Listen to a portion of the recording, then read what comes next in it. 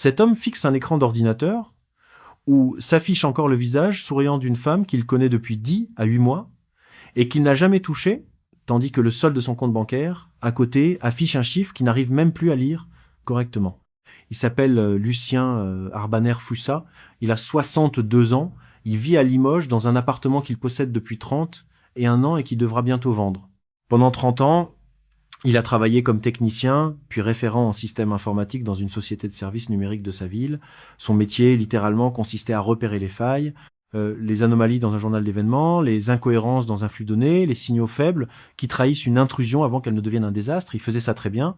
Ses collègues le disaient méticuleux, patient, difficile à surprendre.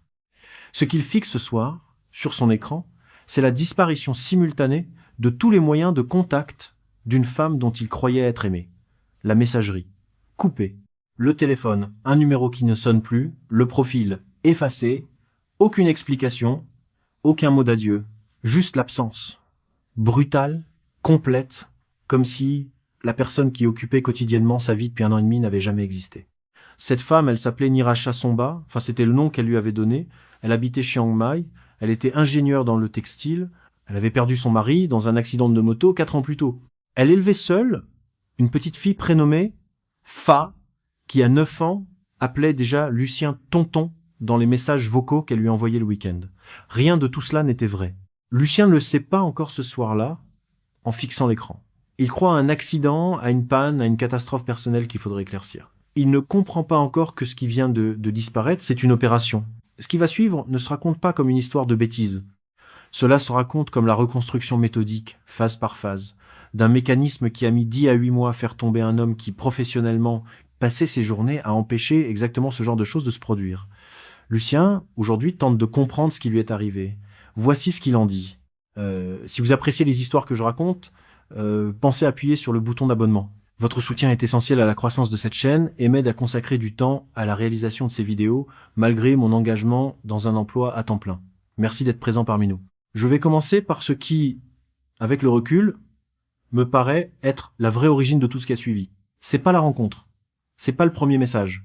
C'est le silence. Le silence qui s'était installé dans mon appartement année après année, presque sans que je m'en aperçoive. J'ai divorcé à 47 ans. Ma femme et moi n'étions plus amoureux depuis longtemps, et le jour où elle m'a annoncé qu'elle voulait partir, je n'ai pas ressenti de colère. J'ai ressenti quelque chose de plus étrange, un mélange de soulagement et de vertige. Le soulagement parce que je savais depuis longtemps que quelque chose s'était éteint entre nous. Le vertige parce que, brusquement, il fallait organiser une vie à une place. Une seule assiette dans l'évier. Un seul verre, un seul bruit de pas dans le couloir le matin. Mon fils Romain avait 10 à 9 ans à l'époque. Il partait justement de la maison pour commencer ses études d'infirmier à Bordeaux. Il a mal vécu le divorce. Pas parce qu'il a pris parti pour l'un ou pour l'autre, mais parce qu'il a eu l'impression que ses parents avaient attendu qu'il soit assez grand pour ne plus être un problème avant de démonter le foyer. Il n'a jamais formulé cela avec ces mots. Il a simplement pris de la distance, des appels rares, des visites courtes, une politesse propre, correcte, sans chaleur. J'ai mis cette distance sur le compte de son âge, puis sur le compte de sa nouvelle vie, ses études, son travail. Plus tard, quand il a rencontré Capucine et qu'ils se sont installés à Bordeaux, j'ai mis ça sur le compte de la géographie. Il faut 5 heures de train pour aller de Limoges à Bordeaux, ou presque 3 heures de voiture selon la circulation. C'est loin sans être infranchissable. Je ne franchissais pas. Lui non plus. Je me disais que nous nous retrouverions un jour plus tard quand il aurait un peu plus de temps, quand j'aurais un peu plus de courage. Chloé est née 4 ans avant le début de mon histoire. Ma petite fille. Je l'ai vue à sa naissance, à ses 6 mois, à son premier anniversaire, et ensuite les visites se sont espacées. Je recevais des photographies par messagerie, je répondais toujours par un petit mot, un peu maladroit, jamais très long. Je ne savais pas quoi écrire à un enfant que je voyais si peu. Pendant ces 15 années, entre le divorce et le message de Nirasha, j'ai vécu ce que je crois être la vie de beaucoup d'hommes de ma génération qui se sont retrouvés seuls sans l'avoir vraiment choisi. Le matin, je me levais à 6 heures, je prenais mon café, je partais au bureau, je m'occupais de systèmes qui, eux aussi, tournaient tout seuls, indifférents, réguliers. Le soir, je rentrais, je réchauffais quelque chose, je regardais un peu la télévision, je lisais un peu, je me couchais. Le samedi, je faisais mes courses au marché du centre-ville. Le dimanche, je marchais parfois le long de la Vienne où je restais chez moi, j'avais pas beaucoup d'amis. Ceux que j'avais eus au début de ma vie adulte s'étaient dispersés, mariés, absorbés dans leur propre famille. Il m'arrivait, 1 ou 2 fois par an, de retrouver un ancien collègue autour d'une bière. Ces rencontres étaient chaleureuses, sincères, et suivies de 6 mois de silence. Je ne me plaignais pas. Je n'en avais pas conscience. Je pensais que c'était ainsi la vie d'un homme de mon âge et de ma situation. Je n'imaginais pas manquer de quelque chose parce que je ne mettais pas de mots sur ce qui me manquait. On ne cherche pas ce dont on ignore l'absence. Ce que je comprends aujourd'hui, avec ce que Vincent m'a expliqué et avec ce que ma propre lucidité tardive m'a permis de reconstituer, c'est que ce silence de 15 ans n'était pas une neutralité, c'était une surface. Une surface parfaitement disponible, patiemment préparée par le temps pour qu'une voix quelconque vienne s'y poser. C'était pas une faiblesse, c'était une géographie intérieure. Un homme qui vit seul depuis 15 ans sans en avoir souffert visiblement n'est pas un homme fort. C'est un homme qui a appris à ne plus rien attendre. Le jour où quelque chose arrive, il n'a plus de défense, parce qu'il a désarmé les défenses avec l'habitude. C'est dans cette géographie-là qu'un message est arrivé, un soir d'automne, il y a environ 3 ans. J'étais assis à ma table de cuisine, mon ordinateur portable ouvert devant moi. Je m'étais inscrit quelques semaines plus tôt sur un site de rencontres généralistes. Pas un site spécialisé dans les relations internationales. Un site français, banal, avec une inscription gratuite et une interface simple. Je m'étais inscrit sans conviction, poussé par une remarque d'un collègue qui m'avait dit autour d'un café que à ton âge il faut sortir un peu sinon tu vas moisir tout seul. Je m'étais inscrit pour ne plus penser à sa phrase. J'avais rempli un profil minimal. Nom, âge, ville, quelques centres d'intérêt anodins. Je n'avais mis qu'une seule photographie, prise 1 an plus tôt par un ami, lors d'un pique-nique. Le message est arrivé à 20 et 1h15. Je m'en souviens précisément parce que je regardais l'horloge en bas de mon écran, comme je le fais toujours, par déformation professionnelle. L'expéditrice s'appelait Niracha Somba. Son message était court. 3 lignes dans un français hésitant, avec 2 fautes visibles. Elle disait qu'elle avait vu mon profil, qu'elle apprenait le français depuis 2 ans, et qu'elle serait heureuse d'échanger si vous m'excusez ma langue pas parfaite.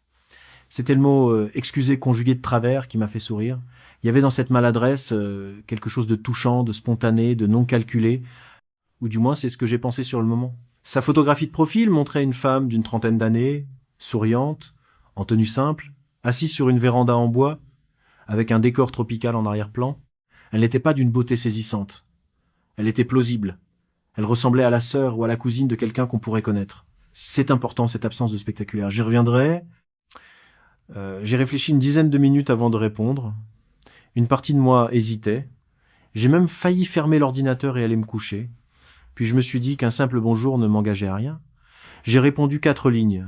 Je disais que sa langue n'avait pas besoin d'excuses, que le français était une langue difficile, et que j'étais curieux de savoir d'où elle m'écrivait. Elle m'a répondu dans les 20 minutes qui ont suivi.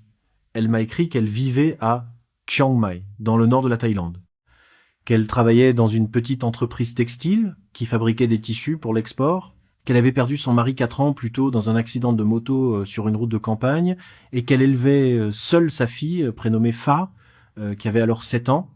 Elle apprenait le français, disait-elle, parce que sa grand-mère avait servi comme femme de chambre chez un couple de Français à Bangkok dans les années 70, et que cette grand-mère, aujourd'hui décédée, lui avait toujours parlé de la France avec émerveillement.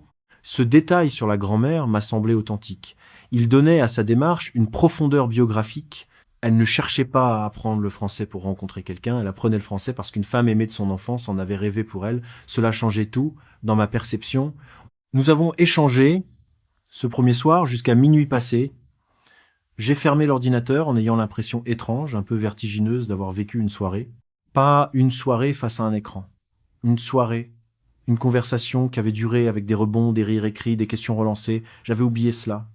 Je m'endormis avec un léger sourire en me disant qu'après tout, cet ami collègue avait être eu raison de me pousser. Les 3 premiers mois de notre relation ont été, si je regarde en arrière avec les outils que Vincent m'a donnés, la phase la plus dangereuse. Non pas parce qu'il s'y passait quelque chose de grave, précisément parce qu'il s'y passait rien de grave. Aucune demande, aucune allusion à l'argent, aucune urgence, rien qu'une lente construction de familiarité. Nous nous écrivions tous les jours. Le matin, en me levant, j'avais 1 ou 2 messages d'elle envoyés depuis Chiang Mai où le décalage horaire rendait notre matin son après-midi.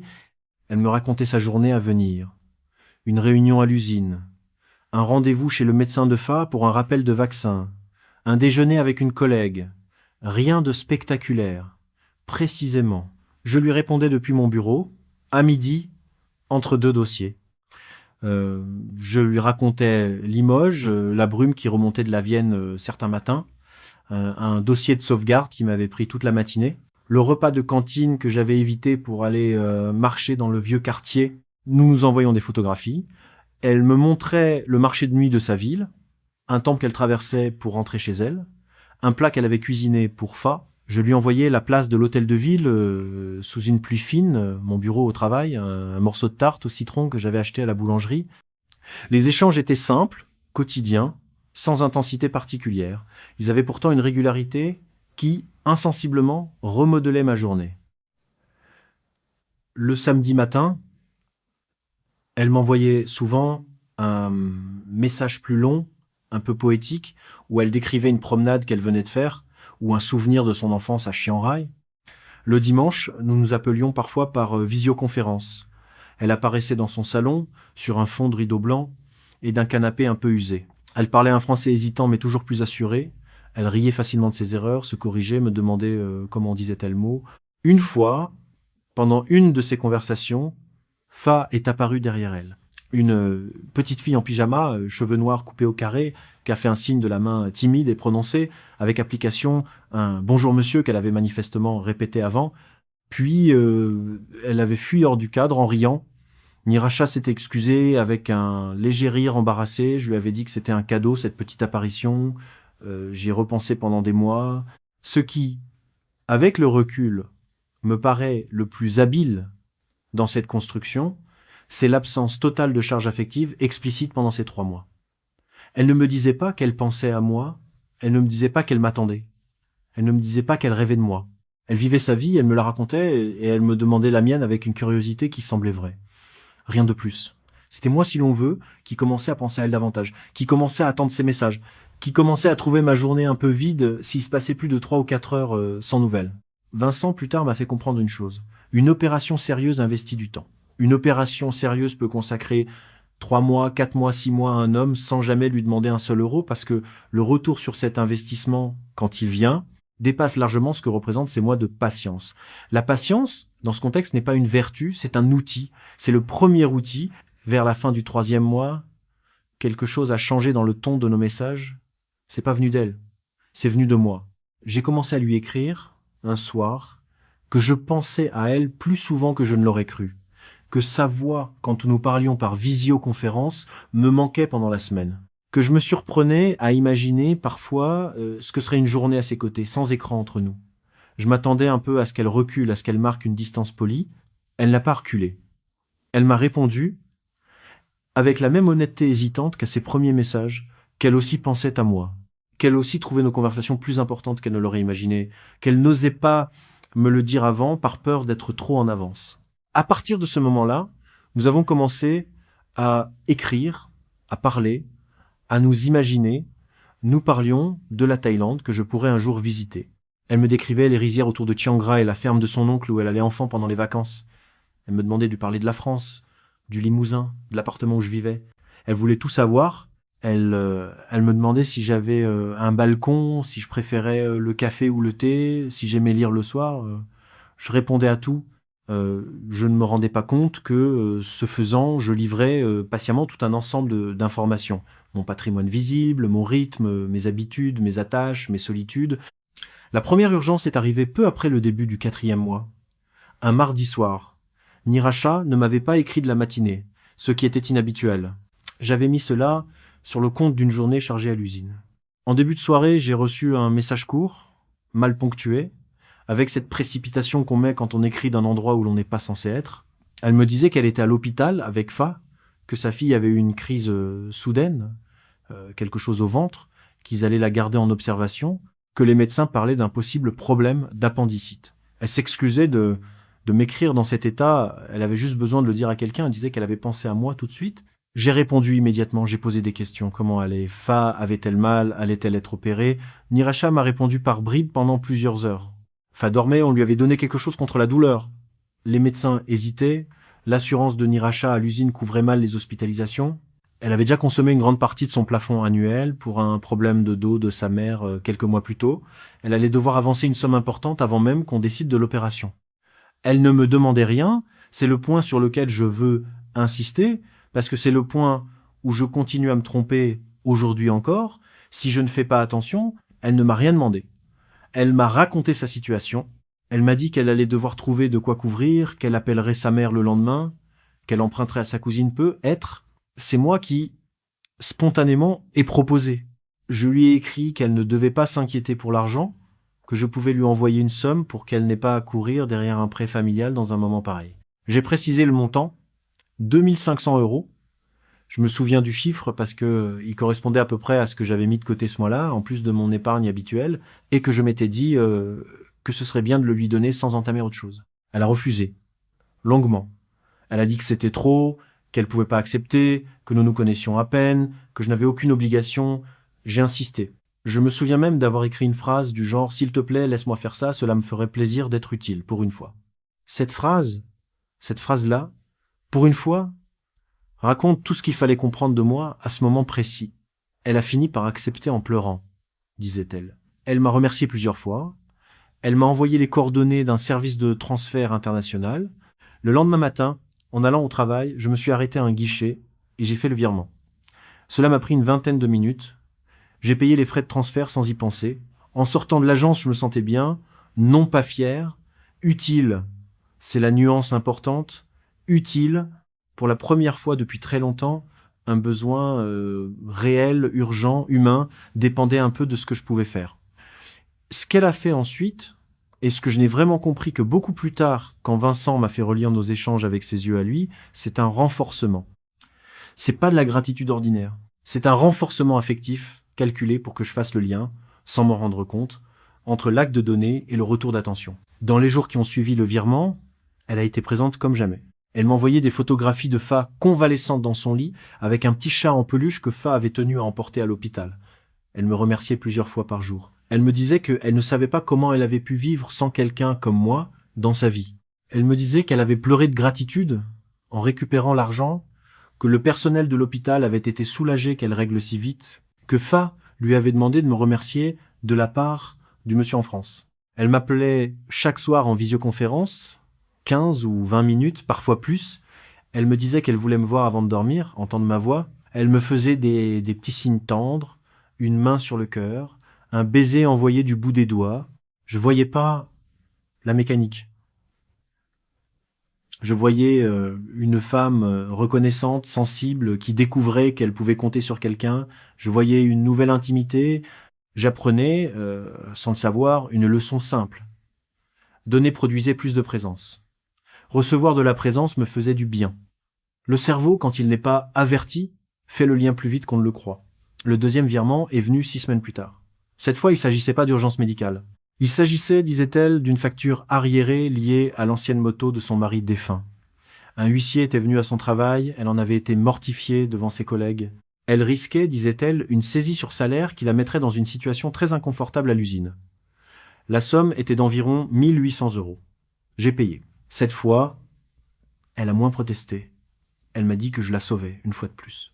Puis il y a eu un 3e virement 2 mois plus tard pour aider sa mère à Chiang Rai, qui avait besoin de nouveaux médicaments non remboursés par le système local, 3000 €. Puis un 4e pour financer une session de rattrapage scolaire particulier pour Fa, qui, ébranlé par l'hospitalisation, avait pris du retard, 2000 €.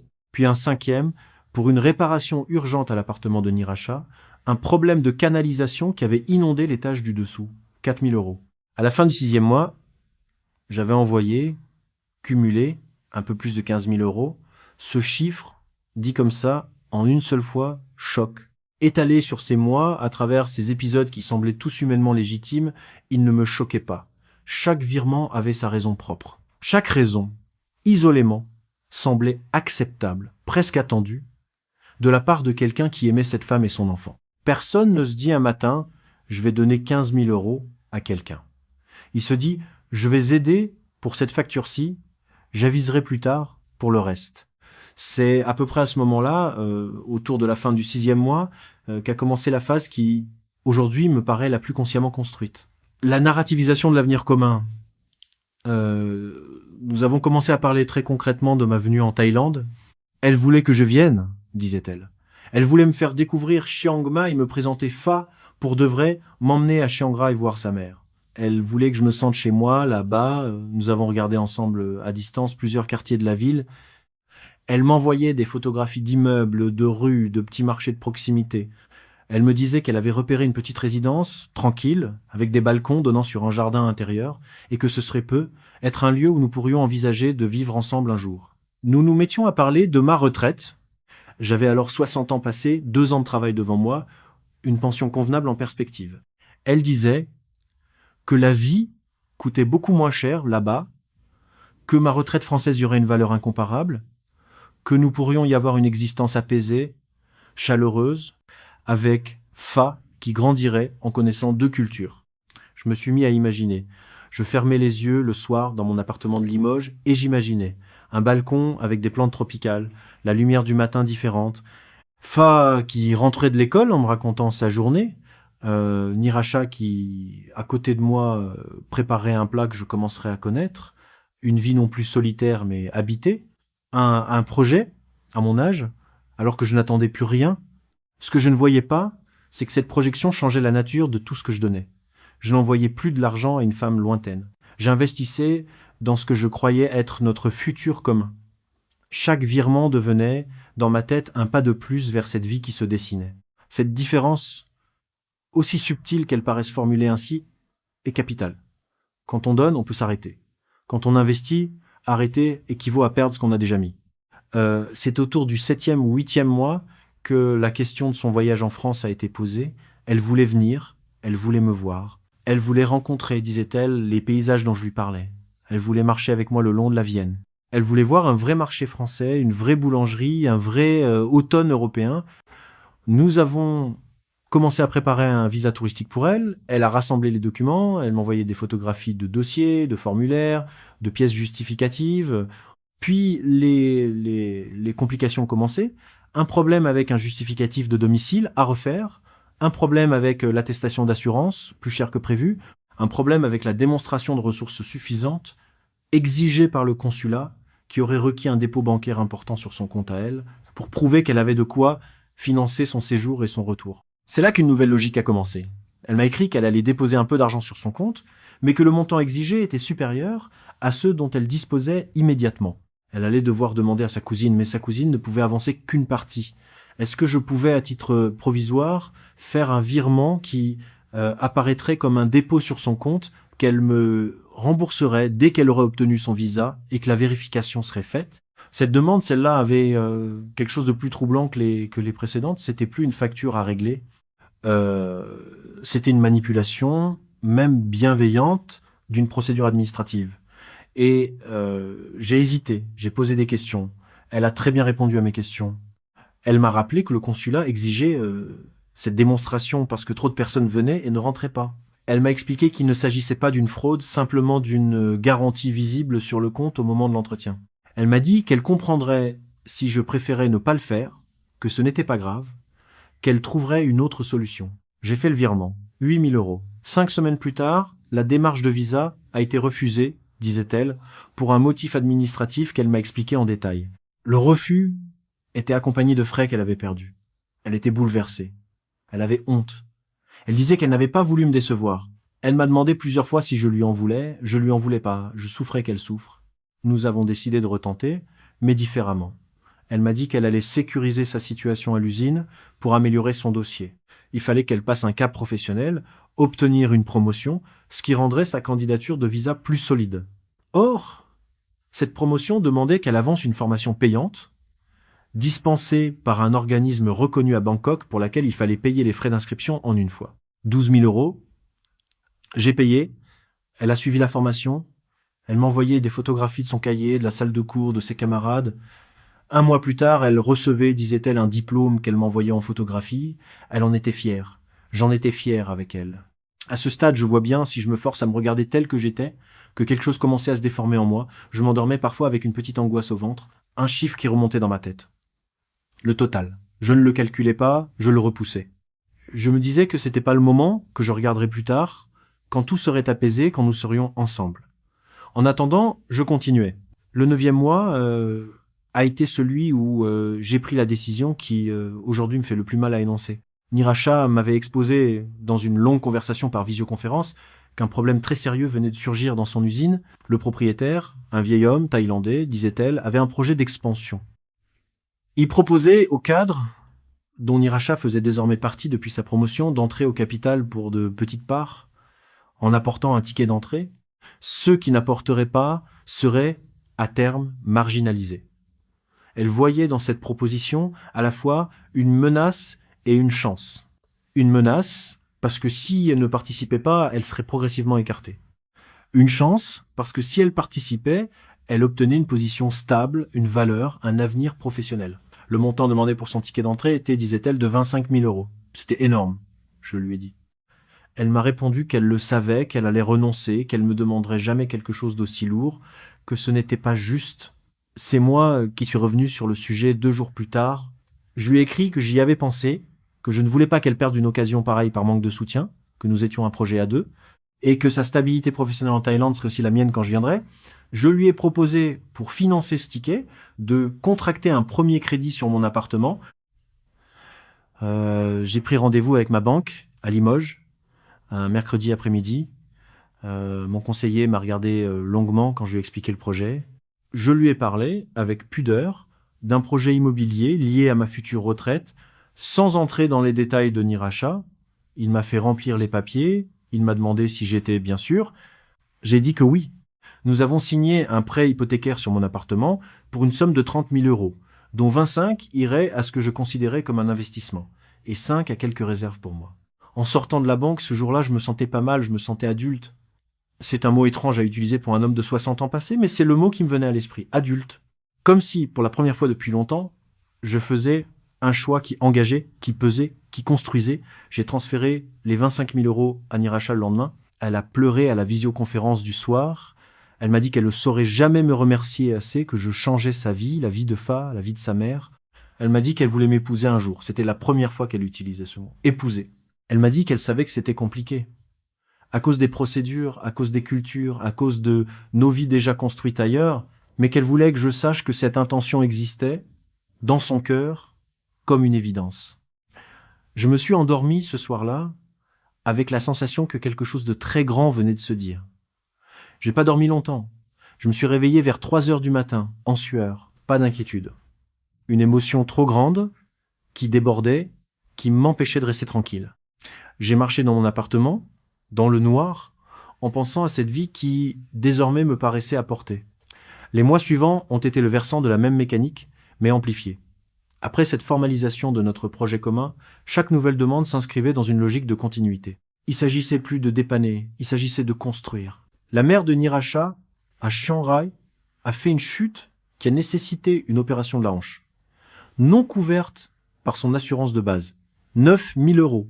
J'ai vidé une partie de mon assurance vie.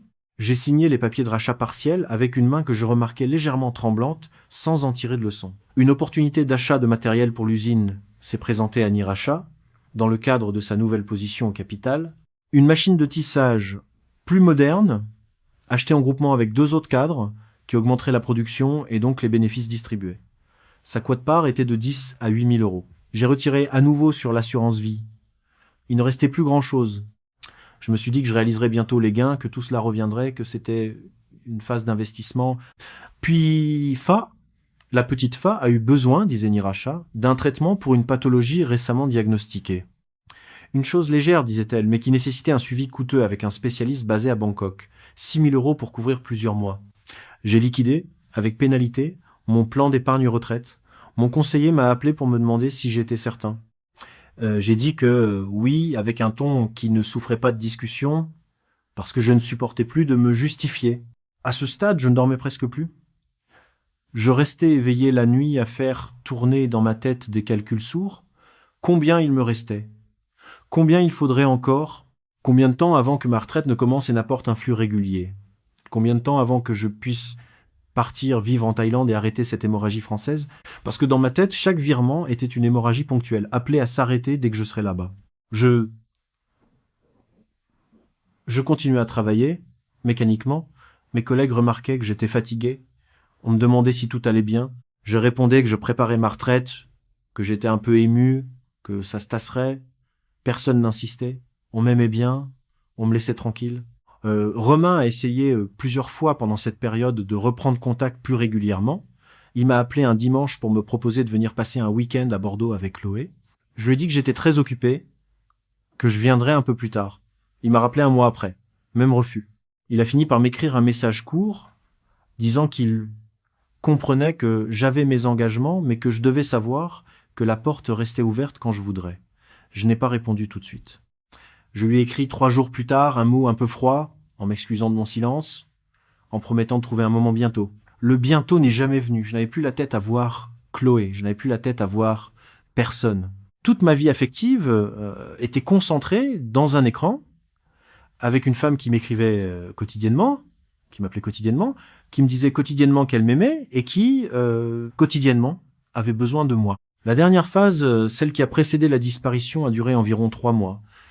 Elle a été marquée par la demande la plus importante et la plus étrange de toute notre histoire. Nirasha m'a écrit un soir un message très long, différent de tous les autres. Elle disait qu'une opportunité très rare se présentait pour elle. Une entreprise étrangère, une société d'import-export basée à Singapour, avait pris contact avec son usine pour un contrat majeur d'exportation de textiles vers l'Europe. Elle, en tant que cadre parlant un peu le français, avait été identifiée comme la personne qui pouvait piloter la partie commerciale et devenir la référente. Ce contrat, disait-elle, transformerait sa vie. Il y avait cependant un obstacle. Pour finaliser l'exportation d'un premier échantillonnage, il fallait s'acquitter d'une caution douanière temporaire.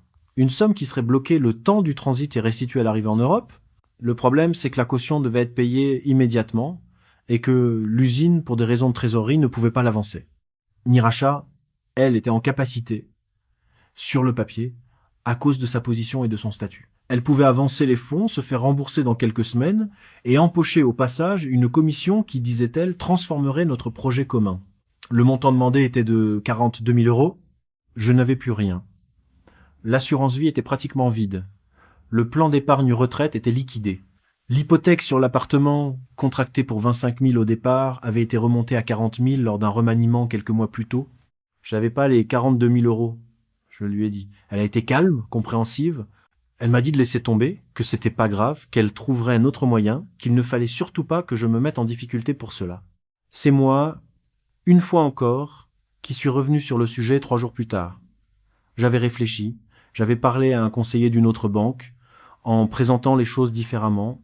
Je pouvais obtenir un prêt personnel à la consommation, à taux net, pour 42 000 € remboursable sur 7 ans. Cela alourdirait considérablement mes charges mensuelles, mais dès que Nirasha me rembourserait, je pourrais solder le crédit par anticipation. Le tout était une opération sur quelques semaines. J'ai contracté le prêt, je signe un jeudi, j'ai fait le virement le vendredi. Elle m'a envoyé un message pour me dire qu'elle avait bien reçu, qu'elle allait payer la caution dans la journée, qu'elle m'aimait, qu'elle allait me tenir au courant de chaque étape. Puis, subtilement, le rythme de nos échanges a commencé à changer. Elle répondait moins vite. Elle disait qu'elle était submergée par le travail de finalisation du contrat.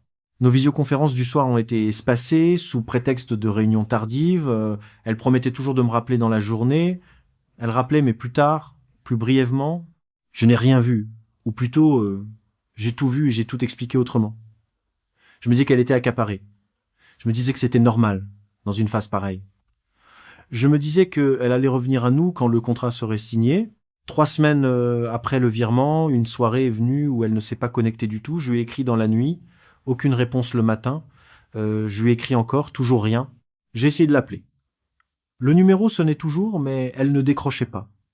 J'ai passé la journée dans un état étrange, distrait, à guetter mon téléphone. À la fin de la journée, j'ai reçu un message court, écrit dans une précipitation évidente. Elle avait eu un problème familial urgent, sa mère. Elle m'écrirait dès que possible, elle m'aimait. Cette phrase « elle m'aimait » écrite en fin de message court m'a rassuré. J'ai dormi cette nuit-là à peu près. Le lendemain, plus rien, plus de messages, plus de réponses à mes appels. J'ai attendu. Le surlendemain, plus rien encore. Je commençais à sentir une inquiétude sourde monter, mais je continuais à me raccrocher au message précédent. Un problème familial. Une mère hospitalisée à Chiang Rai. Elle ne pouvait sans doute pas se connecter facilement depuis là-bas. 3 jours plus tard, en tentant d'ouvrir sa page de profil sur le site où nous nous étions rencontrés, je suis tombé sur un message d'erreur. Le profil n'existait plus. J'ai pensé à un bug. J'ai réessayé. Même erreur. J'ai regardé sa page de messagerie personnelle. Elle n'existait plus non plus. Le numéro de téléphone, quand je l'appelais, m'annonçait qu'il n'était plus attribué. Je suis resté assis à ma table, ce soir-là, plusieurs heures. Je ne comprenais pas. Ce que je vivais était trop grand pour que mon cerveau accepte de l'admettre en une fois.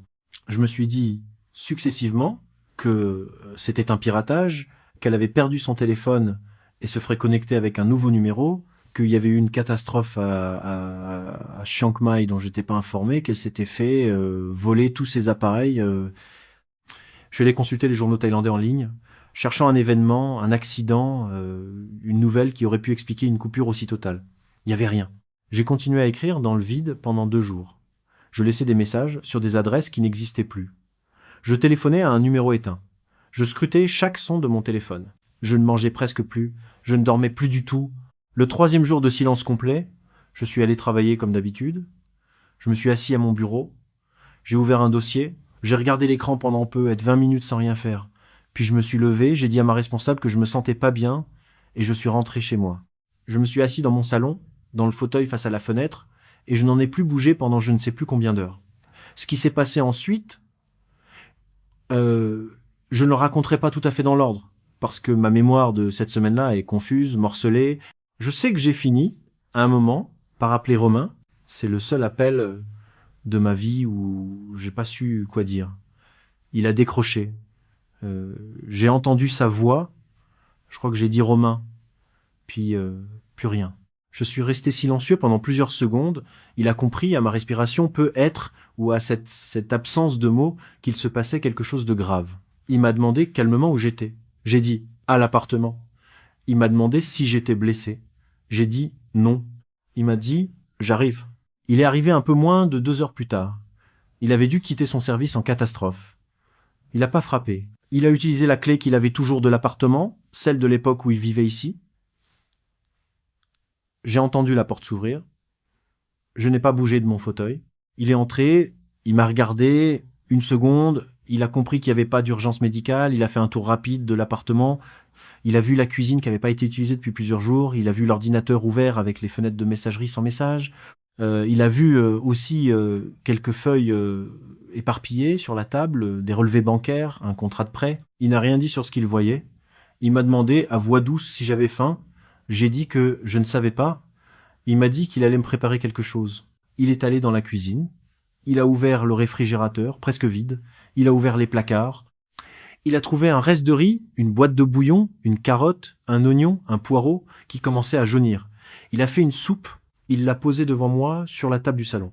Il s'est assis en face. Il n'a rien demandé. Il n'a pas dit qu'est-ce qui se passe. Il n'a pas dit je t'avais prévenu. D'ailleurs, il m'avait rien prévenu. Il ne savait rien. Il n'a pas dit combien. Il n'a pas dit qui. Il a simplement dit « Mange, papa, tu mangeras avant qu'on parle ». J'ai mangé la soupe. Je pleurais dans mon assiette. Il faisait comme si de rien n'était. Quand j'ai eu fini, il a repris l'assiette, l'a lavé dans la cuisine, puis est revenu s'asseoir. Il m'a dit « Je vais rester ce soir ». Il est resté 4 jours. Cette soupe, aujourd'hui, c'est la seule image sur laquelle je peux me poser sans que ma tête se remplisse de bruit. Quand je repense aux 8 mois qui ont précédé, tout est confus, coloré de honte, de sensations vertigineuses, de moments dont je ne sais plus s'ils étaient bons ou terribles. Quand je repense à la soupe, c'est net, c'est simple, c'est un point fixe. Un fils qui pose une assiette devant son père et qui ne demande rien. Capucine est venue le rejoindre le 2e jour, avec Chloé. Chloé avait alors 5 ans. Elle est entrée dans l'appartement en tenant la main de sa mère. Elle m'a regardé comme si elle voyait un monsieur triste, qu'il fallait consoler. Elle est venue me faire un dessin d'une maison avec un jardin et un chien. Elle me l'a donné, je l'ai toujours. Il est aimanté sur mon nouveau réfrigérateur dans le petit appartement où je vis aujourd'hui. Pendant que Romain me tenait compagnie et me poussait doucement à recommencer, à me laver, à sortir, à répondre à mes propres messages professionnels, Capucine, elle, a fait autre chose. Elle a passé, sans en parler à qui que ce soit, plusieurs appels. Elle a fini par identifier à Bordeaux un homme qui allait devenir, dans les semaines suivantes, une figure très importante de ma reconstruction.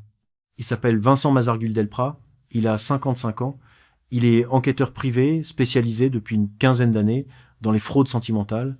Avant, il avait été policier, puis avait exercé dans le renseignement privé pour des entreprises, et il s'était réorienté après plusieurs cas familiaux dans son propre entourage, qu'il avait fait comprendre à quel point le sujet était sous-traité et sous-nommé.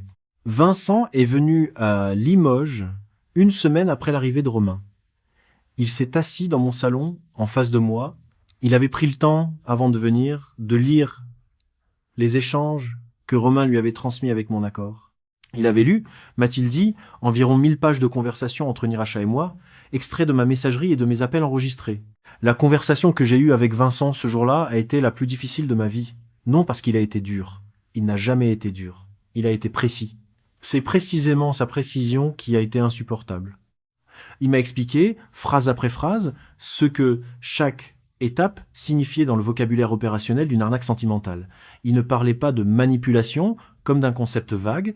Il nommait les phases avec la sobriété d'un professionnel qui a vu des dizaines de dossiers identiques. Il m'a dit à un moment une phrase qui est restée gravée. Il m'a dit « c'est pas vous qui avez été naïf, c'est vous qui avez été ciblé ». La différence est importante. Il m'a expliqué qu'une opération professionnelle ne fonctionne jamais à l'improviste. Qu'il y avait presque à coup sûr une équipe, plusieurs personnes qui se relayaient pour tenir la persona de Niracha sur 10 à 8 mois, avec cohérence, sans faille de calendrier, sans contradiction dans les récits. Il m'a expliqué que ces équipes travaillaient à partir de profils volés, la plupart du temps. Les photographies utilisées pour Niracha étaient très probablement celles d'une vraie femme, thaïlandaise, qui existait quelque part, qui n'avait aucun lien avec la fraude, dont l'image avait été aspirée sur un compte public et détourné. Cette femme, il fallait accepter que je ne la trouverais jamais, et surtout que je ne devais pas chercher à la contacter, car elle-même était victime, à sa manière, sans le savoir. Il m'a expliqué, en pointant plusieurs passages de nos échanges, que le premier virement 5 mois plus tôt, à 2500 €, n'était pas un chiffre au hasard. C'était un chiffre calibré. Il m'a dit, la première urgence est toujours calibrée sur ce que vous pouvez absorber sans paniquer. Ils avaient évalué votre capacité avant de vous contacter. Il m'a expliqué que les questions qu'elle m'avait posées, dès les premières semaines, sur mon métier, sur mon appartement, sur mon rythme, sur ma pension à venir, étaient de la collecte de données. Elles paraissaient sortir d'une curiosité amoureuse. Elles étaient en réalité un audit patrimonial déguisé en tendresse. Il m'a expliqué la phase de renforcement affectif post-virement. Cette hyper-présence qui avait suivi le premier don, cette tendresse redoublée, ces messages doux, ces appels vidéo prolongés. Il m'a fait relire des passages où j'avais moi-même écrit avec émotion à Niracha « Je n'ai jamais senti autant à quel point tu tenais à moi que depuis que j'ai pu t'aider ». Cette phrase, écrite un mois après le premier virement, il me l'a montrée en silence. Puis il a dit « Vous vous rendez compte de ce que vous étiez en train d'apprendre sans le savoir ». Il m'a expliqué la construction du projet commun, ce moment où les échanges avaient basculé du présent partagé vers un futur planifié, les photographies d'appartements, les conversations sur ma retraite, les évocations d'un mariage. Il m'a dit, à partir du moment où vous avez commencé à investir dans une vie commune imaginée, chaque euro que vous donniez n'était plus un don, c'était un versement pour une chose à construire. Et arrêter de verser aurait signifié perdre ce que vous aviez déjà versé. Il m'a expliqué la disparition. Il m'a dit qu'elle correspondait à un moment précis. Dans ce genre d'opération, celui où l'opérateur estime que la victime est arrivée au bout de sa capacité de mobilisation immédiate, après le prêt personnel de 42 000 €, ma marge à court terme était épuisée, j'aurais mis, avant de pouvoir donner à nouveau plusieurs mois à reconstruire quoi que ce soit. Il valait mieux pour eux disparaître à ce moment-là et rediriger l'énergie vers d'autres profils. Vincent m'a dit qu'il pouvait, s'il le souhaitait, s'associer à une enquête que maître Isabelle Quignou-Barra, une avocate limougeaude spécialisée en droit pénal numérique, pourrait engager. Il m'a présenté à maître Quignou-Barra quelques jours plus tard. Elle était honnête. Elle m'a dit que la plainte que nous allions déposer pour escroquerie, abus de faiblesse et usurpation d'identité ferait entrer mon dossier dans une enquête pénale qui pourrait durer des années. Que les probabilités de récupérer les fonds étaient, à court terme, très faibles. Que les opérateurs étaient probablement basés dans une juridiction où les coopérations judiciaires étaient longues, voire pratiquement inexistantes. Elle m'a dit, la plainte ne récupérera probablement pas votre argent, mais elle construit le dossier. Et le dossier peut un jour servir à quelqu'un d'autre. J'ai déposé la plainte, j'ai transmis toutes les preuves, j'ai livré, avec un mélange de honte et de soulagement, l'intégralité de mes échanges. J'ai signé tout ce qu'il fallait signer. Je me sentais, pour la première fois depuis la disparition, en train de faire quelque chose. Dans les semaines qui ont suivi, il a fallu affronter la réalité matérielle. Le prêt hypothécaire courait avec ses mensualités. Le prêt personnel de 42 000 € courait aussi. L'assurance vie était pratiquement vide. Le plan d'épargne retraite avait été liquidé avec pénalité. Ma pension future, quand elle commencerait, allait être amputée. Je n'avais pas les moyens de tenir tous ces engagements en gardant l'appartement. J'ai vendu. C'est Romain qui m'a aidé tous les week-ends à trier ce qu'il fallait garder, ce qu'il fallait donner, ce qu'il fallait jeter. 31 ans d'appartement, cela se démonte en 8 week-ends si on y met 2 personnes. La vente s'est faite en quelques mois. Après remboursement de l'hypothèque, il m'est resté une somme qui a servi en grande partie à rembourser par anticipation une part du prêt personnel et à me constituer une petite avance pour me reloger. J'ai loué un 2 pièces dans un quartier calme de Limoges, au dernier étage d'un immeuble ancien. Le loyer est de 850 € par mois. Le salon a une petite fenêtre qui donne sur une cour intérieure. On y voit un tilleul planté je ne sais quand, dont les branches touchent presque le carreau. Il y a une chambre étroite, une cuisine ouverte, une salle de bain minuscule. C'est petit, c'est propre, c'est à moi, dans le sens où j'y paie le loyer avec ma pension partielle, en attendant de la compléter par de la petite mission de conseil informatique que je reprends par-ci par-là, quand une ancienne connaissance a besoin d'un dépannage. Romain vient tous les mois, parfois avec Capucine et Chloé, parfois seul. Il descend le vendredi soir, il repart le dimanche après-midi. Nous ne parlons presque jamais de ni rachat. Nous parlons de Chloé, de son école, de ses colères, de ses inventions. Nous parlons de son travail à lui à l'hôpital. Nous parlons de mes petites missions. Nous parlons de la Vienne, du marché, du temps qu'il fait. Nous parlons... Chloé m'appelle tous les dimanches soirs, à 10 à 8 heures. C'est Romain qui a instauré cela. Il lui a dit que c'était bien d'appeler grand-père le dimanche, avant le bain, et Chloé a pris cela comme un principe intangible. Elle me raconte en 10 minutes ses histoires d'école, ses histoires de cours de récréation, ses histoires de bêtises de son copain de classe. Je l'écoute, je ne dis pas grand-chose. Je dis « et ensuite ?» Je dis « c'est vrai ?» Je dis « raconte encore ?» Elle raccroche toujours en disant « je t'aime, grand-père ». Après, je reste un moment le téléphone à la main. Ce qui me tient debout aujourd'hui, si l'on veut chercher un point d'appui à ce naufrage, c'est ce que Romain a fait le jour où il est arrivé. Il n'a pas jugé, il a nourri. Cette hiérarchie-là, entre le premier geste possible et le second, et peut être ce que j'aurais retenu de plus important de toute cette histoire.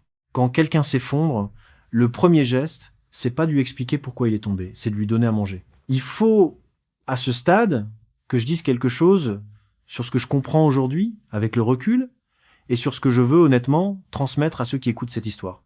Je veux pas passer, ici, pour un homme qui aurait été plus stupide que la moyenne. Je crois, honnêtement, après avoir échangé avec Vincent et lu ce que d'autres victimes ont pu raconter, que j'ai pas été particulièrement fragile, ni particulièrement crédule. J'ai été ciblé, et j'étais disponible pour la cible que je représentais. C'est pas la même chose. Je veux, en revanche, dire ce que je crois avoir compris de la mécanique elle-même, non pas pour donner une liste, mais pour que ceux qui écoutent puissent, s'ils se reconnaissent dans une situation similaire, avoir quelques repères simples avant qu'il ne soit trop tard. La première chose, c'est que la patience est le signal le plus caractéristique d'une opération. Si vous connaissez quelqu'un depuis 3, 4, 5 mois sans qu'aucune allusion à l'argent n'ait jamais été faite, cela ne devrait pas vous rassurer. Cela devrait, au contraire, vous mettre en alerte. Un être humain ordinaire, dans une relation ordinaire, évoque tôt ou tard des sujets matériels, ne serait-ce que par les hasards de la vie. Une absence complète et prolongée d'allusion à l'argent, dans un contexte où la personne est censée avoir une vie professionnelle, familiale, quotidienne, avec ses soucis, est un anachronisme suspect. C'est le signe d'un scénario où l'on retient l'introduction du sujet pour ne le déclencher qu'au bon moment. La deuxième chose, c'est que la première demande est un test. Elle est petite. Elle est absorbable. Elle est habillée d'une raison humaine incontestable. Elle est presque toujours refusée, spontanément, par la personne qui la formule. Elle est presque toujours offerte par la victime qui insiste, qui veut aider, qui se sent utile. Ce moment-là, ce moment où l'on insiste pour donner alors qu'on nous a dit de ne pas le faire, mérite un temps de pause. On peut poser son téléphone. On peut sortir marcher. On peut appeler quelqu'un de confiance, un ami, un frère, un enfant, adulte, et lui parler non pas de la personne, mais de la situation.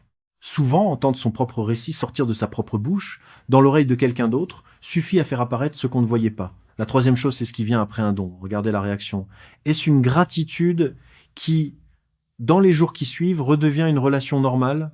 Ou est-ce une hyper-présence, une hyper-tendresse, une hyper-attention qui tout à coup monte d'un cran? Si c'est le second cas, sachez que quelque chose est en train d'être appris. Quelque chose est en train de vous être appris. On est en train de vous entraîner, comme on entraîne un animal, à faire le lien entre donner et recevoir de la présence.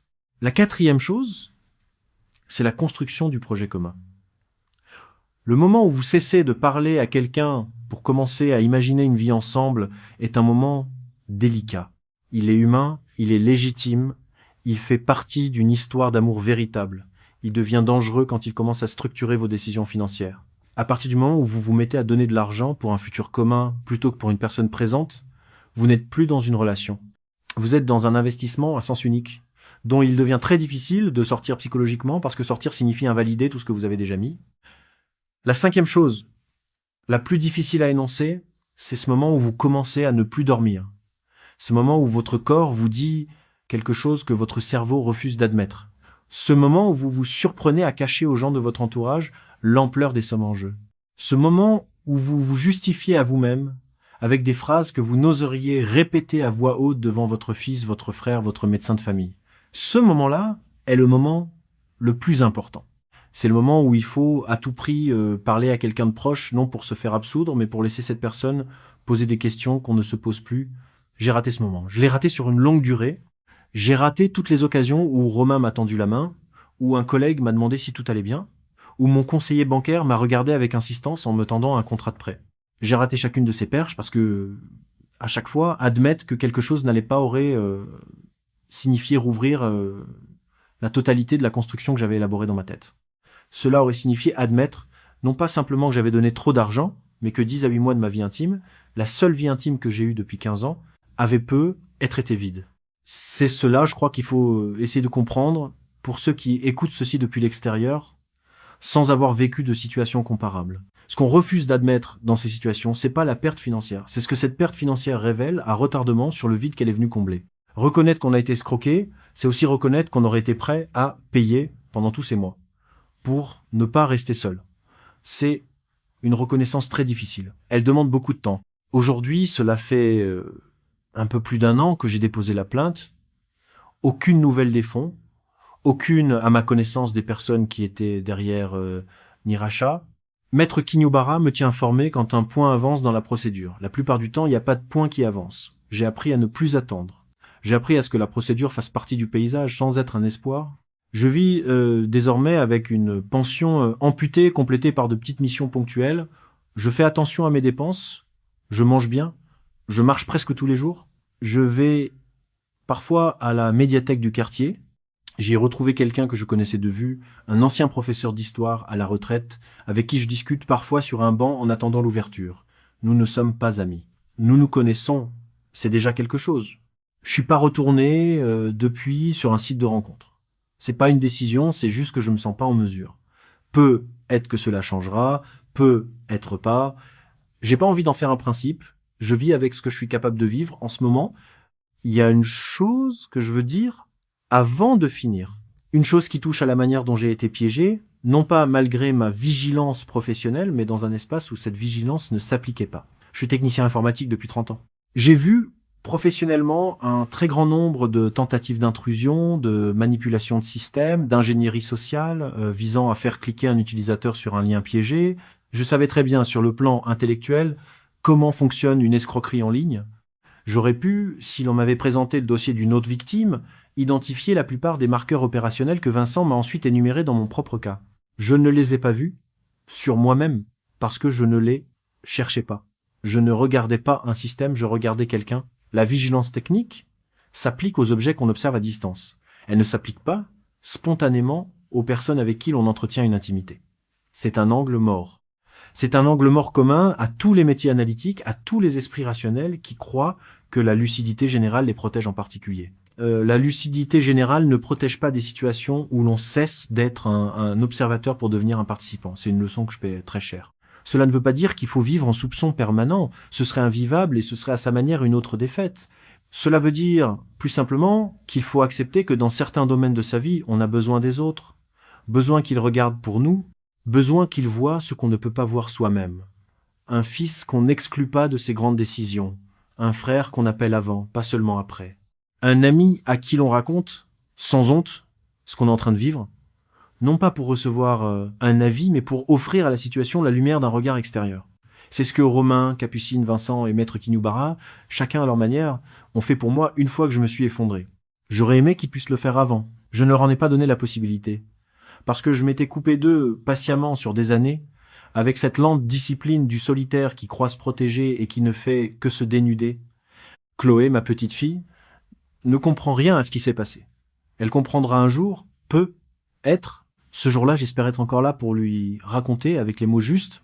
Je lui dirai que son grand-père a fait une erreur très grande, que cette erreur a détruit beaucoup de choses, et qu'elle a laissé derrière elle deux choses aussi. Une leçon qu'il essaie de transmettre à d'autres, et une gratitude pour ceux qui, comme sa maman, comme son papa, ont tenu la main de ce grand-père au moment où il tenait plus rien. Je n'ai jamais rencontré Niracha Somba. Je n'ai jamais serré la main d'une personne qui portait ce nom. Et pourtant, pendant 10 à 8 mois, c'était la seule présence quotidienne dans ma vie.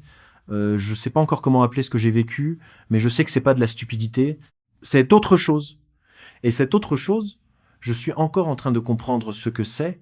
Si mon histoire, aussi difficile soit-elle à raconter, peut faire hésiter une seule personne devant un premier virement, peut faire poser un téléphone à un homme ou à une femme qui s'apprête à insister pour aider quelqu'un qu'il ou qu'elle n'a jamais rencontré, peut faire décrocher un enfant adulte qui, quelque part en France, s'inquiète de voir son père ou sa mère absent, distant, préoccupé, alors ce récit aura eu une utilité que ma vie n'aura pas eu autrement dans ces 10 à 8 mois-là.